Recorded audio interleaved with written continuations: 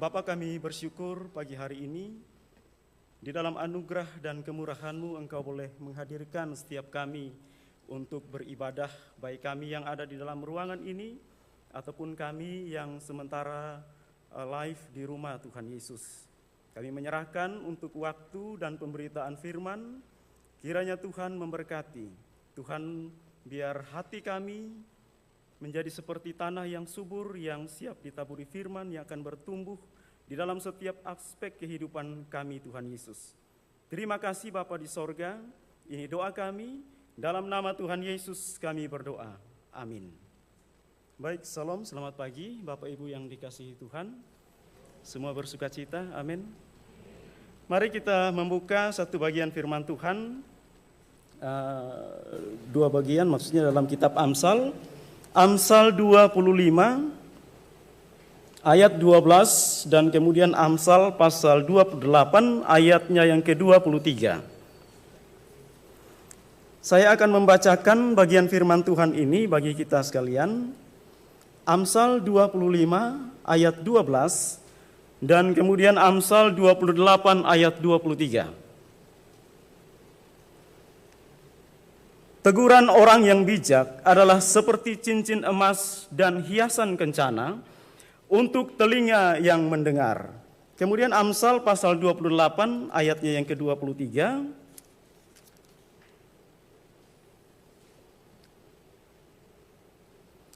Siapa yang menegur orang akan kemudian lebih disayangi daripada orang yang menjilat. Nah, saudara yang terkasih dalam Tuhan, dua ayat ini kita akan melihat di bawah satu tema, yaitu saling memberi nasihat. Bapak Ibu yang terkasih dalam Tuhan, kita tahu bahwa kondisi saat ini di beberapa negara, bahkan Indonesia sangat was-was dengan adanya virus corona, betul ya? Tapi entah kita sadar atau tidak sadar, satu sisi ada muncul begitu banyak anjuran, peringatan ataupun nasihat untuk bagaimana mengantisipasi gejala yang sementara terjadi. Jadi saudara-saudara yang terkasih dalam Tuhan, apapun kondisi atau situasi, maka selalu di sana akan ada muncul saran atau nasihat, itu sudah pasti. Kalau kita melihat di dalam Alkitab, Bapak Ibu yang terkasih dalam Tuhan, nasihat itu memainkan peran yang sangat penting. Kalau kita lihat pada awal kejatuhan manusia, itu dikarenakan karena nasihat. Keluarga Abraham, kita lihat di sana bahwa ketika Abraham mendengarkan perkataan Sarah untuk mengambil Hagar sebagai istrinya, maka itu pun sebuah nasihat yang menimbulkan masalah sampai hari ini. Nah, saudara yang terkasih dalam Tuhan, kemudian kalau kita juga lihat keluarga Ishak, Ishak mendengarkan nasihat daripada Ribka sehingga Yakub menipu Ishak bapaknya karena mendengarkan nasihat daripada ibunya. Terlepas daripada baik atau buruknya nasihat, kita melihat bahwa nasihat itu memainkan peran yang sangat penting dalam kehidupan kita. Entah baik atau buruk daripada nasihat itu sendiri. Saudara-saudara yang terkasih dalam Tuhan, yang baru kita lihat itu adalah nasihat-nasihat yang jahat di dalam sejarah keselamatan, baik dari keluarga Abraham, Ishak, dan bahkan di dalam kitab Wahyu pun Tuhan Yesus menasihatkan gerejanya. Jadi nasihat itu memainkan peran yang sangat penting di dalam kehidupan kita sebagai orang percaya. Sebagai apapun juga kita, dalam relasi kita baik orang tua dan anak, bahkan dalam kitab Efesus pun dikatakan bahwa anak harus mendengarkan nasihat orang tua. Nah, saudara yang terkasih dalam Tuhan, terkadang hal ini tidak kita sadari. Kita anggap bahwa itu perkataan yang biasa-biasa saja. Itu mungkin sekedar ocehan dan seterusnya. Tapi kalau kita memperhatikan bahwa ternyata Allah itu adalah pribadi yang tidak pernah berhenti bekerja melalui nasihat. Jadi Allah adalah pribadi yang tidak pernah bekerja, tidak pernah berhenti sampai hari ini, dan seterusnya memakai nasihat. Jadi nasihat memiliki sebuah peran yang sangat penting di dalam kehidupan kita sebagai orang percaya, bergereja, berbangsa, dan siapapun dalam aktivitas apapun juga kita. Nah, saudara yang terkasih dalam Tuhan, jadi dalam penyelenggaraan kasih karunia Tuhan yang diperuntukkan hanya untuk bagi kemuliaannya, Allah memakai nasihat untuk menuntun kita. Jadi kita lihat di sini bahwa nasihat memainkan peran yang sangat penting. Jadi nasihat itu dipakai oleh Tuhan dan berimplikasi hanya bagi kemuliaannya.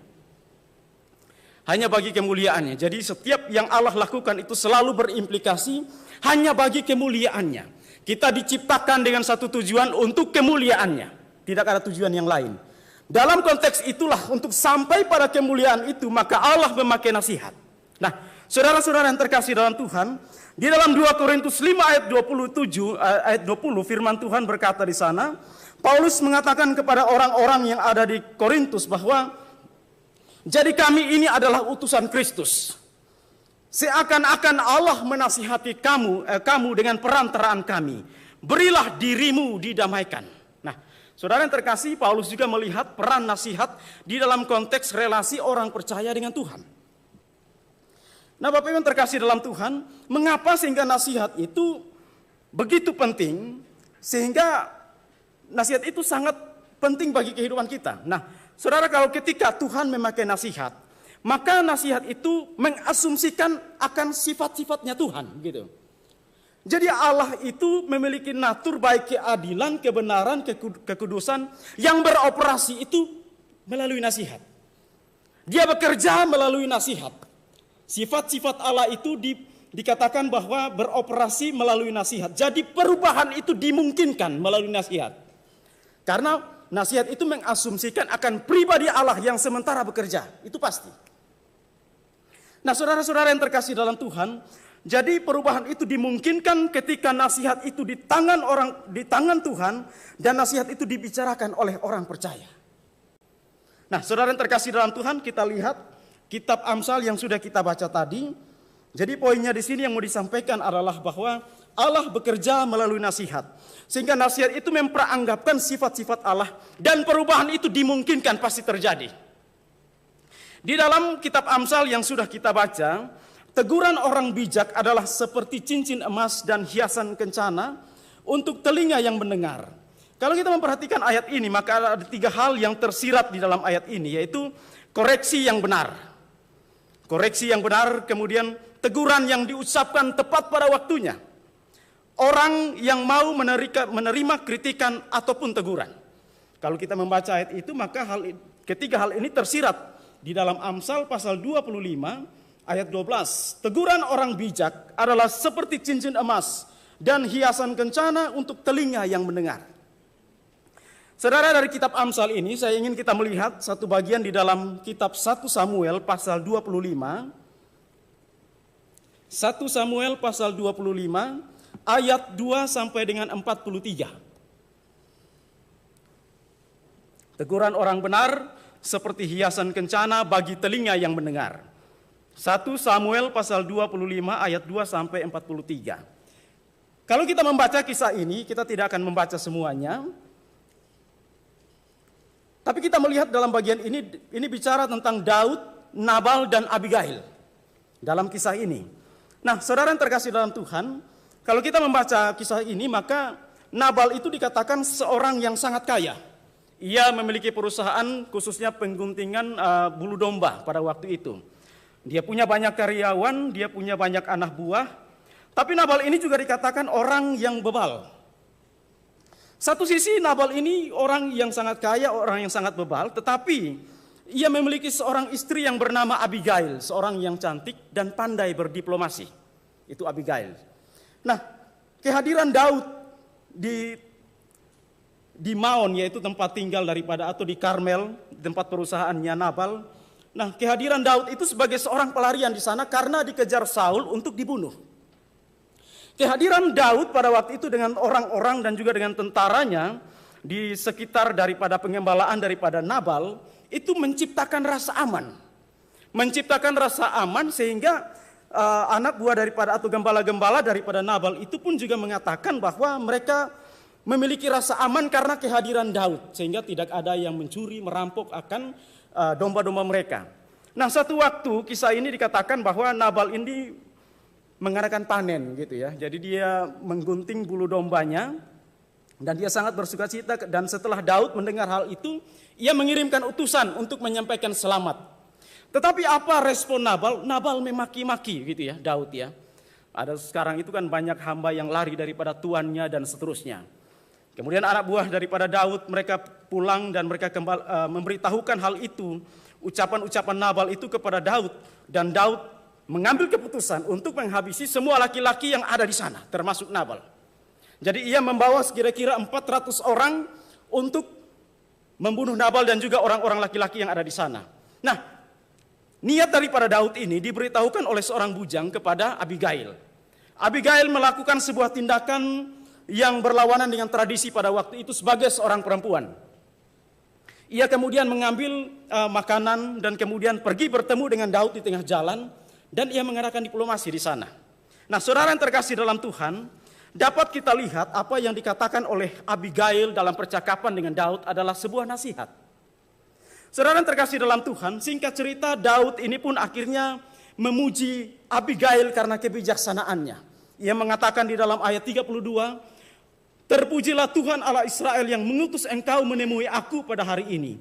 Terpujilah kebijaksanaanmu dan terpujilah engkau sendiri bahwa engkau pada hari ini menahan aku daripada melakukan hutang darah dan daripada bertindak sendiri dalam mencari keadilan." Saudara yang terkasih dalam Tuhan, saya percaya Allah bekerja di sini memakai nasihat untuk menghalangi Daud untuk tidak melakukan suatu hutang darah atau pembunuhan.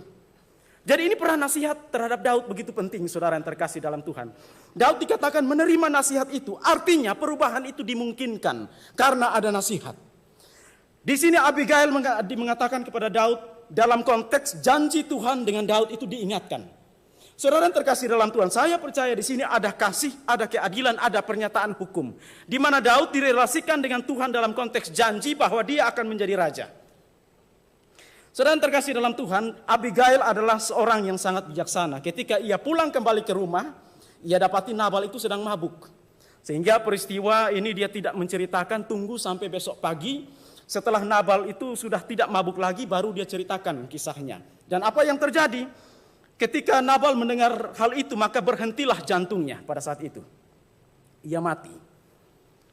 Setelah itu dikatakan bahwa Daud mengutus hambanya atau bujangnya untuk melamar Abigail. Ini penting sekali, saudara yang terkasih dalam Tuhan.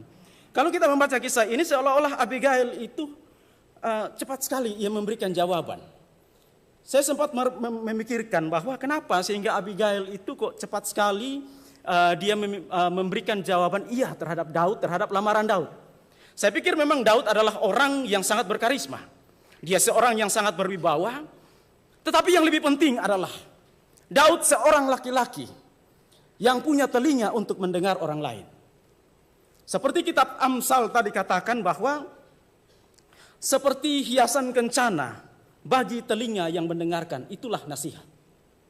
Nah, saudara-saudara yang terkasih dalam Tuhan, jadi kita lihat di sini bahwa nasihat itu memiliki peran yang sangat penting di dalam penyelenggaraan kasih karunia Tuhan, guna atau bagi kemuliaannya. Allah memakai nasihat untuk mengubahkan kita. Kalau Daud tidak mendengarkan nasihat atau mengabaikan begitu saja perkataan Nabal, oh ini bencana besar bagi kehidupan Daud. Jadi saudara-saudara yang terkasih dalam Tuhan, nasihat itu bukan sekedar omongan kosong ataupun biasa. Ketika kita sebagai orang percaya melihat nasihat itu di tangan Allah, memperanggapkan bahwa itu adalah sifat Tuhan bekerja, dioperasikan melalui nasihat, maka perubahan itu pasti terjadi. Saudara-saudara yang terkasih dalam Tuhan, kita melihat di dalam bagian firman Tuhan yang kedua, yang Amsal yang sudah kita baca tadi. Yang kedua itu dikatakan bahwa Amsal 28 ayat 23, siapa yang menegur orang akan kemudian lebih disayangi daripada orang yang menjilat. Saudara-saudara yang terkasih dalam Tuhan, di bawah tema yaitu saling memberi nasihat, maka kita lihat Amsal 28 ayat 23 ini, siapa menegur orang akan kemudian lebih disayangi daripada orang yang menjilat. Ayat ini sementara membedakan atau membandingkan dua subjek. Yang pertama adalah orang yang melihat pelanggaran, dan kemudian orang yang menegur atau orang yang memberikan teguran atau menyatakan hukum, begitu ya. Jadi kata menegur itu juga dapat diartikan orang yang menyatakan aturan atau hukum. Nah, satu sisi dibandingkan dengan orang yang melihat kesalahan, tetapi ia diam saja, yaitu dikatakan orang yang menjilat. Saudara yang terkasih dalam Tuhan, siapa menegur orang akan kemudian lebih disayangi. Tentunya ini saya tidak menyarankan untuk kita membicarakan kesalahan orang secara terbuka. Tidak. Ini perlu hikmat di sini juga. Artinya orang juga kalau ditegur di tengah umum juga tidak mau terima, kan begitu ya. Ini perlu hikmat. Jadi saudara yang terkasih, saya tidak mau mengatakan di sini bahwa kita boleh secara sembarangan begitu ya, mengatakan orang di muka umum bersifat mempermalukan begitu. Tidak boleh. Nah, saudara yang terkasih, jadi suatu nasihat yang diutarakan itu bisa membuat sebuah relasi itu dalam waktu yang mungkin panjang tidak enak gitu ya. Semua orang tidak suka menerima nasihat atau teguran atau dinyatakan aturan, ukuran begitu. Kita lihat di sini bahwa satu nasihat ketika diutarakan dapat membuat suatu relasi itu menjadi renggang dibandingkan dengan orang yang menjilat, saudara yang terkasih. Jadi terkadang itu pertemanan itu melampaui kebenaran, itu masalahnya. Karena pertemanan orang bisa saling membela, orang bisa saling mendukung hanya karena sebuah pertemanan dan bukan kebenaran. Saudara terkasih dalam Tuhan, jadi kita lihat bahwa orang yang menegur, kita yang menyatakan kebenaran bisa saja itu dalam waktu tertentu kita diasingkan, kita dicuek begitu, kita tidak dianggap. Tetapi saudara yang terkasih dalam Tuhan, jika orang yang ditegur itu adalah orang yang bijaksana, maka ia akan datang kembali dan berterima kasih karena telah menyatakan kebenaran apa adanya. Saudara yang terkasih dalam Tuhan, jadi kita lihat di sini bahwa di dalam teguran itu ada kasih gitu ya, ada keadilan. Jadi seolah-olah keadilan atau aturan atau kebenaran itu selalu membuahkan keuntungan gitu. Orang tidak akan rugi ketika ia menyatakan kebenaran, tidak akan rugi. Saudara terkasih dalam Tuhan, terkadang kalau kita lihat sini ya, orang yang menjilat itu adalah sebenarnya orang yang memandang relasi itu hanya dari segi kegunaannya saja. Jadi itu sebenarnya mengungkapkan bahwa kepentingan diri sendiri, hanya untuk kepentingan diri sendiri. Jadi dia memanipulasi kebenaran atau tidak menyatakan kebenaran itu juga dapat dikatakan memberi semangat kepada orang bodoh begitu ya. Orang sudah salah tetapi didiamkan saja. Tidak diberi masukan, tidak dinyatakan aturan, maka sebenarnya itu dibandingkan dengan siapa yang menegur akan kemudian lebih disayangi. Jadi orang lebih memilih pertemanan daripada kebenaran. Saudara yang terkasih dalam Tuhan, jadi kita tidak boleh untuk memandang bahwa pertemanan lebih daripada kebenaran, sehingga kita akan kecenderungan memiliki kepentingan pribadi di sana. Itu sudah pasti. Orang yang suka menjilat akan sangat cocok dengan orang yang suka pujian. Itu sudah pasti. Itu kalau berkumpul itu wah itu klop sekali gitu. Itu rasanya itu mengerikan begitu. Tapi saudara yang terkasih dalam Tuhan, kalau kita menegur, menyatakan kebenaran, maka dalam waktu tertentu itu mungkin kita diasingkan, tapi kita akan beroleh kasih gitu. Kebenaran itu selalu cocok dengan kasih. Itu sudah pasti. Sehingga saudara yang terkasih dalam Tuhan, kita lihat di sini bahwa nasihat itu selalu memperanggapkan kasih, kebenaran dan keadilan. Jadi ketika ketiga hal ini itu ada di mulut orang percaya, kita percaya bahwa Tuhan bekerja melalui nasihat untuk mengubahkan orang, maka kita pasti akan mendapatkan kasih, karena itu akan berbuahkan keuntungan bagi kita. Saudara-saudara yang terkasih dalam Tuhan, kita di dalam momen untuk menyambut Paskah. Kita tahu bahwa kekristenan dan bahkan Tuhan Yesus sendiri itu pun sangat dimusuhi karena menyatakan kebenaran. Tetapi bagi orang yang percaya, kita lihat dalam perjalanan sejarah gereja, ada orang yang mau memberikan nyawanya, memberikan hartanya, memberikan kehidupannya karena kasih terhadap kebenaran. Kebenaran itu adalah Kristus itu sendiri. Jadi saudara-saudara yang terkasih dalam Tuhan, kebenaran, kasih dan keadilan tidak bisa dipisahkan. Dan itu beroperasi dan bekerja melalui nasihat. Saudara yang terkasih dalam Tuhan, Paulus juga mengatakan di dalam Galatia 4 ayat 16, kalau aku mengatakan kebenaran kepadamu, apakah aku harus menjadi musuhmu? Gitu ya. Ia mengatakan di dalam konteks akan kebenaran anugerah dan Taurat begitu. Saudara yang terkasih dalam Tuhan, kalau aku menyampaikan kebenaran atau mengatakan kebenaran kepadamu, maka apakah aku menjadi musuhmu? Saudara, orang bijak akan merespon, akan kembali, dan dikatakan dia akan lebih disayangi. Saya sungguh percaya bahwa lebih disayangi itu lebih menekankan bukan saja personal orang yang menyampaikan kebenaran itu, tetapi kebenaran itu sendiri. Dan kebenaran itu sendiri adalah Kristus sendiri. Jadi saudara yang terkasih dalam Tuhan, jadi seolah-olah di dalam bagian firman Tuhan, Alkitab menasihatkan kita, menyatakan kepada kita akan perbandingan firman Tuhan ini, kita dalam posisi yang mana gitu ya. Orang yang menegur, kemudian dia tidak menghidupi firman, itu sama saja menjadi batu sandungan. Saya dulu pernah merokok gitu ya, SMA gitu, sampai kelas 2, setelah itu berhenti, sekarang nggak lagi gitu. Namun om saya, bapak saya juga merokok dan mereka menasihatkan saya jangan merokok. Ya enggak bisa dong. Kalau bilang jangan merokok, ya jangan merokok juga gitu kan. Jadi orang yang memberi nasihat atau memberi menegur itu juga dia harus berhikmat untuk melihat dirinya. Saya ini memberi teguran, sudah hidup tidak di dalam teguran itu. Itu menjadi satu poin yang penting sehingga dikatakan bahwa kemudian ia akan lebih disayangi. Tentunya orang akan melihat aspek itu, bukan saja apa yang dikatakan tetapi kepribadian orang itu sendiri. Walaupun memang benar bahwa kita sementara di dalam sebuah proses pengudusan, kita sementara di dalam sebuah proses untuk menjadi serupa dengan Kristus, ada jatuh bangun di sana. Oleh sebab itu kita perlu berhikmat untuk menyampaikan ini. Karena kita pun juga berkelemahan di dalamnya. Jadi saudara-saudara yang terkasih dalam Tuhan, Alkitab mau mengatakan kepada kita bahwa nasihat memainkan peran yang sangat penting di bibir atau mulut orang percaya. Sebab nasihat itu memperanggapkan natur Allah itu sendiri, kasih, kebenaran, dan keadilan. Allah bekerja di sepanjang sejarah kehidupan manusia, gereja, orang percaya. Ia memakai nasihat untuk mengubahkan kita, untuk memimpin kita, untuk membaikkan kita. Itu peran daripada nasihat. Sehingga saudara yang terkasih dalam Tuhan, ketika kita mendengarkan atau merenungkan firman Tuhan ini, maka kita bisa melihat peran daripada nasihat. Siapapun juga kita. Siapapun juga kita, entahkah kita hamba Tuhan, kita majelis, kita diaken, ataupun kita jemaat biasa, orang muda, orang tua, nasihat itu relevan dalam hidup kita. Selalu relevan. Dan kita harus ingat bahwa nasihat itu bermuatan sifat Allah itu sendiri. Sehingga perubahan itu dimungkinkan kalau kita menerima nasihat itu. Karena Allah lah yang mengadakan perubahan dalam hidup ini. Jadi saudara-saudara yang terkasih dalam Tuhan, firman Tuhan yang singkat pada pagi hari ini, kiranya menolong kita, memberkati kita untuk kita kembali serius melihat penting dan peran nasihat. Siapa di balik nasihat itu? Siapa yang sementara memakai nasihat itu untuk menyampaikan kebenaran kepada kita? Itu adalah Kristus atau Tuhan Allah sendiri. Kiranya Tuhan memberkati perenungan firman Tuhan pada pagi hari ini. Mari kita berdoa. Bapa, kami bersyukur Tuhan pagi hari ini firman Tuhan yang kami renungkan bersama bahwa Engkau sampai hari ini terus bekerja melalui nasihat. Kami bersyukur dan biarlah kiranya kami lebih serius mendengarkan nasihat kebenaran karena kami pasti diubahkan untuk menjadi serupa dengan Kristus.